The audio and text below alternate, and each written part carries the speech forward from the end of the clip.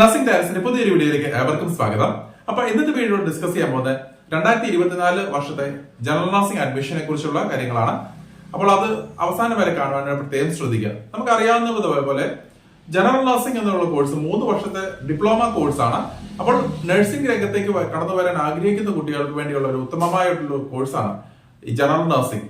അത് എടുത്തു പറയേണ്ടതായിട്ടുണ്ടാവുക, അത് സയൻസ് സബ്ജക്ട് പഠിക്കാത്ത കുട്ടികൾക്കും, അതായത് കൊമേഴ്സ്, ഹ്യൂമാനിറ്റീസ്, നിയോസ് തുടങ്ങിയുള്ള സബ്ജക്റ്റുകൾ തുടങ്ങിയുള്ള രീതിയിൽ പഠിച്ചിരിക്കുന്ന കുട്ടികൾക്കും ഈ ഒരു കോഴ്സിലേക്ക് വരാം എന്നുള്ളതാണ് ഇതിന്റെ ഏറ്റവും വലിയ പ്രത്യേകത.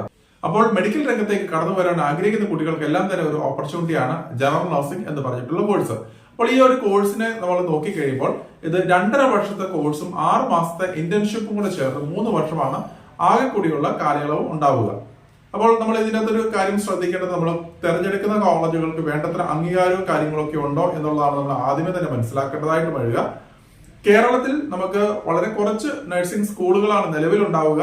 വളരെ കുറച്ച് സീറ്റുകൾ മാത്രമാണ് ഓരോ സ്കൂളിലും ഉണ്ടാവുക. 25 മുതൽ 30 സീറ്റുകൾ വഴിയാണ് സാധാരണ മിക്കവാറും വരുന്ന കോളേജുകൾ അല്ലെങ്കിൽ നഴ്സിംഗ് സ്കൂളുകൾ ഉണ്ടാവുക. അതുപോലെ തന്നെ കേരളത്തിലെ അഡ്മിഷൻ പ്രോസസ്സിന്റെ കാര്യങ്ങൾ +2 റിസൾട്ട് വന്നു കഴിഞ്ഞതിന് ശേഷം മാത്രമായിരിക്കും ആരംഭിക്കുക. അതായത് +2 റിസൾട്ട് വന്നു കഴിഞ്ഞതിന് ശേഷം പ്രൈവറ്റ് ആയിട്ട് ഇൻഡിവിജ്വൽ ആയിട്ടുള്ള കോളേജുകളിലേക്കൊക്കെ നമുക്ക് അഡ്മിഷൻസിന് വേണ്ടി ആപ്ലിക്കേഷൻസ് കൊടുക്കാൻ സാധിക്കുന്നതാണ്. അപ്പോൾ ആ ഒരു ആപ്ലിക്കേഷൻസ് സ്വീകരിച്ച് ആ ആപ്ലിക്കേഷൻസിന്റെ അകത്തു നിന്നും കേരളത്തിലെ ഒരു സിസ്റ്റം എന്ന് പറഞ്ഞു കഴിഞ്ഞാൽ സയൻസ്, ബയോളജി സയൻസ് പഠിച്ച കുട്ടികൾക്ക് ഫസ്റ്റ് പ്രയോറിറ്റി നൽകിയായിരിക്കും ഒരു ലിസ്റ്റ് പ്രിപ്പയർ ചെയ്യുക. അതുപോലെ തന്നെ അത് കഴിഞ്ഞതിന് ശേഷം മാത്രമായിരിക്കും ഈ പറയുന്ന കൊമേഴ്സ്, ഹ്യൂമാനിറ്റീസ് തുടങ്ങിയുള്ള കുട്ടികളെ പരിഗണിക്കുക. അതുകൊണ്ട് തന്നെ നഴ്സിംഗിന് ഡിമാൻഡുള്ള സാഹചര്യം ആയതുകൊണ്ട് തന്നെ ബയോളജി സയൻസ് എടുത്ത ലോ മാർക്കിലുള്ള കുട്ടികൾക്കും നഴ്സിംഗ് പഠിക്കാനായിട്ട് കൂടുതലായിട്ട് അവർ കേരളത്തിലെ കോളേജുകളിലെ ആശ്രയിക്കാറുണ്ട്.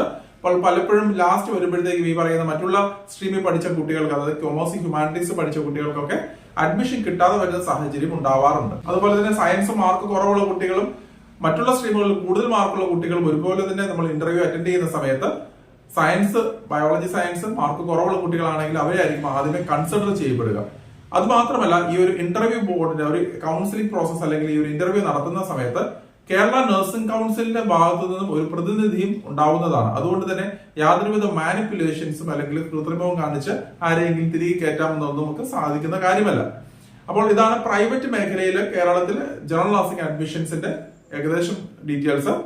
അതുപോലെ തന്നെ ഗവൺമെന്റ് തലത്തിൽ 2 രീതിയിലാണ് സാധാരണയായിട്ട് കേരളത്തിൽ അഡ്മിഷൻസ് നടക്കുക. അതായത് DHS എന്ന് പറഞ്ഞിട്ടുള്ള ഒരു രീതിയിൽ, അതായത് ഡയറക്ടറേറ്റ് ഓഫ് ഹെൽത്ത് സർവീസസ് എന്ന രീതിയിലും, അതുപോലെ DMEയുടെ ഏതാനും ചില nursing school, director of medical എഡ്യൂക്കേഷന് കീഴിലുള്ള 3ഓളം വരുന്ന നഴ്സിംഗ് സ്കൂളിലേക്കുമാണ് ആ ഒരു രീതിയിൽ അഡ്മിഷൻസ് നടത്തപ്പെടുക. അപ്പോൾ DHS, അതായത് ഡയറക്ടറേറ്റ് ഓഫ് ഹെൽത്ത് സർവീസസ് എന്ന് പറഞ്ഞു കഴിഞ്ഞാൽ 14 ജില്ലകളിലായിട്ട് 14 നഴ്സിംഗ് സ്കൂളുകൾ, ഇതിന് പുറമെ ആശ്രമത്ത് SC/ST കാറ്റഗറിയിലുള്ള കുട്ടികൾക്ക് വേണ്ടിയുള്ള ഒരു സ്പെഷ്യൽ ആയിട്ടുള്ള ഒരു നഴ്സിംഗ് സ്കൂളുമാണ് ഉണ്ടാവുക. അങ്ങനെ ആകെ 15 നഴ്സിംഗ് സ്കൂളുകളാണ് ഉണ്ടാവുക. അപ്പോൾ ഓരോ ജില്ലയ്ക്കും ഓരോ നഴ്സിംഗ് സ്കൂൾ എന്ന രീതിയിൽ 14 നഴ്സിംഗ് സ്കൂളുകൾ നമുക്ക് ഇവിടെ കാണാൻ സാധിക്കുന്നതാണ്. അപ്പോൾ അതാത് ജില്ലക്കാർക്ക് മാത്രമായിരിക്കും ആ ഒരു ജില്ലയിലുള്ള നഴ്സിംഗ് സ്കൂളിലേക്ക് അപേക്ഷിക്കാൻ സാധിക്കുക.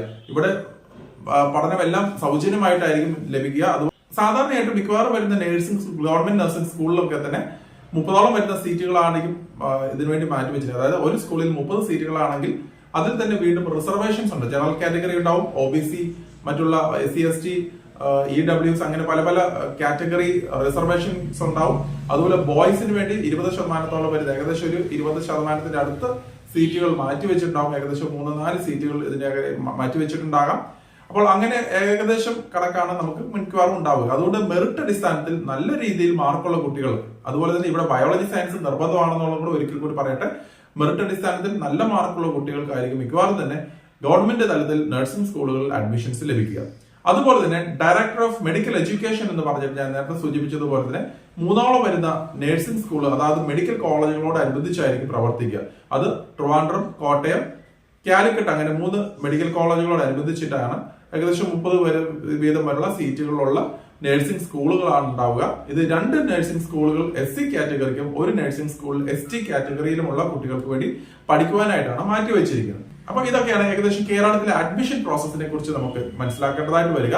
അപ്പോൾ +2 റിസൾട്ട് വന്നു കഴിഞ്ഞതിന് ശേഷം മാത്രമായിരിക്കും പ്രൈവറ്റിലായിക്കോട്ടെ ഗവൺമെന്റിലായിക്കോട്ടെ നമ്മൾ ഈ പറയുന്ന രീതിയിൽ ആപ്ലിക്കേഷൻസ് സമർപ്പിക്കേണ്ടതായിട്ട് വരിക. അപ്പോൾ അതിനെക്കുറിച്ച് ഡീറ്റെയിൽ ആയിട്ടുള്ള വീഡിയോസും കാര്യങ്ങളും എല്ലാം ഈ ഒരു ചാനലിൽ കൂടെ നിങ്ങൾക്ക് ലഭിക്കുന്നതുമാണ്. ഇത് കൂടാതെ തന്നെ നമ്മൾ നിരവധിയായിട്ടുള്ള കോളേജുകൾ കേരളത്തിന് പുറത്ത്, പ്രത്യേകിച്ച് കർണാടക, തമിഴ്നാട് തുടങ്ങിയുള്ള സംസ്ഥാനങ്ങളിലെല്ലാം തന്നെ ഉണ്ട്. അപ്പോൾ അവിടെ അപേക്ഷിക്കുന്ന സമയത്ത് നമുക്ക് ഏത് സ്ട്രീമിലുള്ള കുട്ടികൾക്കും നേരത്തെ തന്നെ നമുക്ക് അഡ്വാൻസ് ആയിട്ട് ബുക്ക് ചെയ്ത് വെക്കാൻ സാധിക്കുന്നതാണ്. അപ്പോൾ കേരളത്തിലെ പോലെ അലോട്ട്മെന്റ് ആയിരിക്കത്തില്ല, അവിടെ നമുക്ക് അഡ്വാൻസ് ആയിട്ട് നമുക്ക് സീറ്റുകൾ റിസർവ് ചെയ്ത് അഡ്മിഷൻ നേരിടാനുള്ള പോസിബിലിറ്റീസ് ഉണ്ട്. അപ്പോൾ നിങ്ങളുടെ സാഹചര്യം അനുസരിച്ച് നിങ്ങൾക്ക് ഏത് രീതിയിലുള്ള നഴ്സിംഗ് സ്കൂളുകളും തിരഞ്ഞെടുക്കാൻ സാധിക്കുന്നതാണ്. ഏതാനും ചില നഴ്സിംഗ് സ്കൂളുകളുണ്ട്, കേരളത്തിന് പുറത്തുള്ള പല നഴ്സിംഗ് സ്കൂളുകളിലും ഈ പറയുന്ന രീതിയിൽ സ്റ്റൈഫൻഡോട് കൂടി തന്നെ പഠിക്കാനുള്ള അവസരങ്ങളും ഉണ്ടെന്നുള്ളതാണ് മനസ്സിലാക്കേണ്ടതായിട്ട് വരിക. അപ്പോൾ ചെറിയൊരു ഫീസ് നൽകി അതുപോലെ സ്റ്റൈഫൻഡ് ലഭിച്ചു പോകുമ്പോൾ വലിയൊരു ഫീസ് ബർഡൻ ഉണ്ടാവുകയില്ല. ഫിനാൻഷ്യലി ബുദ്ധിമുട്ടുള്ള കുട്ടികളെ സംബന്ധിച്ച് പറയുമ്പോൾ വളരെ ഒരു ആശ്വാസകരമായിട്ടുള്ള ഒരു കാര്യമാണ് ഈ സ്റ്റൈഫൻഡ് സ്കീമിലേക്ക് ഉൾപ്പെടുത്തി നമ്മൾ പഠിക്കുക എന്നുള്ളത്. അപ്പോൾ ഏകദേശം ഒരു ലക്ഷം 1.5 ലക്ഷം രൂപ മാത്രമായിരിക്കും നിങ്ങളുടെ കയ്യിൽ നിന്നും ഈ ഒരു 3 വർഷ കാലയളവിൽ നിങ്ങളുടെ കയ്യിൽ നിന്നും മുടക്കേണ്ടതായിട്ട് വരിക. ബാക്കിയെല്ലാം നമുക്ക് സ്റ്റൈഫൻഡിൽ കവർ ചെയ്യുന്നത് കൊണ്ട് തന്നെ കുട്ടികൾക്ക് അത്യാവശ്യം നല്ല രീതിയിൽ തന്നെ പഠിച്ച് മുന്നോട്ട് പോകാൻ സാധിക്കുന്നതാണ്. അപ്പൊ ഫിനാൻഷ്യലി ബുദ്ധിമുട്ടുള്ള കുട്ടികൾക്ക് മാത്രമായിരിക്കും ആ ഒരു സ്റ്റൈഫൻഡ് സ്കീം ലഭിക്കുക. മാത്രമല്ല, ഇപ്പൊ കർണാടകത്തിൽ നോക്കിക്കഴിഞ്ഞാൽ ഏകദേശം ഒരു 3 ലക്ഷം മുതൽ, അത്യാവശ്യം സ്റ്റാൻഡേർഡ് ആയിട്ടുള്ള കോളേജുകളൊക്കെ ഏകദേശം 3 ലക്ഷം മുതൽ ഏകദേശം ഒരു 3.5 ലക്ഷം രൂപ വരെ ഏകദേശം ആ റേഞ്ചിലൊക്കെ ആയിരിക്കും സാധാരണ വരുന്ന മിക്കവാറും വരുന്ന കോളേജുകൾ ഉണ്ടാവുക. മെഡിക്കൽ കോളേജുകളൊക്കെ ആണെന്നുണ്ടെങ്കിൽ കുറച്ചും കൂടെ ഫീസ് വ്യത്യാസം ഉണ്ടായേക്കാം. അപ്പോൾ നിങ്ങൾ നിങ്ങളുടെ ഫിനാൻഷ്യൽ ബാക്കപ്പ് അനുസരിച്ച് തീർച്ചയായിട്ടും നിങ്ങൾക്ക് ഉചിതമായിട്ടുള്ള കോളേജുകൾ നിങ്ങൾക്ക് തിരഞ്ഞെടുക്കാനുള്ള പോസിബിലിറ്റി ഈ പറഞ്ഞ കേരളത്തിന് പുറത്തും ഉണ്ടെന്നുള്ളതുകൊണ്ട് മനസ്സിലാക്കുക. ഇതോടൊപ്പം തന്നെ കഴിഞ്ഞ 3-4 വർഷങ്ങളായിട്ട് നമ്മൾ ഫ്യൂച്ചർ നഴ്സിംഗ് എന്ന് പറഞ്ഞിട്ടുള്ള നമ്മളൊരു വാട്സ്ആപ്പ് ഗ്രൂപ്പ് കുട്ടികൾക്ക് സപ്പോർട്ട് ചെയ്യാനായിട്ട്, ഒരു കരിയർ ഹെൽപ്പിന് വേണ്ടി അല്ലെങ്കിൽ ഒരു ക്ലാസ്സുകളും കാര്യങ്ങളും എല്ലാം നടത്തുവാനായിട്ട് നമ്മൾ ഉണ്ടായിരുന്നു. അപ്പോൾ നിരവധി കുട്ടികൾക്കാണ് കേരളത്തിലും അതുപോലെ കേരളത്തിന് പുറത്തേക്കും ഒക്കെ അഡ്മിഷൻ എടുത്ത കുട്ടികൾക്ക് വളരെ ഹെൽപ്പായിട്ടുണ്ടായിരുന്ന ഒരു ഗ്രൂപ്പായിരുന്നു ഈ ഫ്യൂച്ചർ നഴ്സിംഗ് എന്ന് പറഞ്ഞിട്ടുള്ള ഒരു ഗ്രൂപ്പ്. പ്രത്യേകിച്ച് കേരളത്തിൽ ഫോക്കസ് ചെയ്യുന്ന കുട്ടികൾക്ക് വളരെയധികം ഹെൽപ്ഫുൾ ആയിരുന്നു. അപ്പോൾ നമുക്ക് ഇതിന്റെ രീതിയിലുള്ള അഡ്മിഷൻ പ്രോസസ്സ്, അതുപോലെ തന്നെ ഓരോ ഘട്ടങ്ങളിലുമുള്ള ഓറിയന്റേഷൻ പ്രോഗ്രാംസ്, ഇതെല്ലാം നമ്മൾ ഈ ഒരു ഫ്യൂച്ചർ നഴ്സിംഗ് സ്റ്റുഡൻസിന് വേണ്ടി നമ്മൾ നൽകാറുണ്ട്. അപ്പോൾ ചെറിയൊരു രജിസ്ട്രേഷൻ ഫീസ് ഉണ്ടാവുന്നതാണ്. അതുകൂടാതെ തന്നെ എല്ലാ വീക്കെൻഡിലും, അതായത് മിക്കവാറും വരുന്ന സൺഡേസിലെല്ലാം തന്നെ എല്ലാ സൺഡേസിലും നമ്മൾ ഗൂഗിൾ മീറ്റ് ക്ലാസ്സുകളും ഒക്കെ സംഘടിപ്പിക്കുന്നുണ്ടെന്നുള്ളത് കൂടെ മനസ്സിലാക്കുക. തീർച്ചയായിട്ടും വളരെയധികം ഹെൽപ്ഫുൾ ആയിരിക്കും.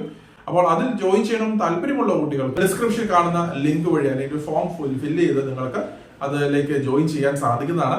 അപ്പോൾ മറ്റൊരു ഡീറ്റെയിൽ ആയിട്ടുള്ള അപ്ഡേറ്റ്സുമായി ഉടൻ തന്നെ കാണാം. നന്ദി.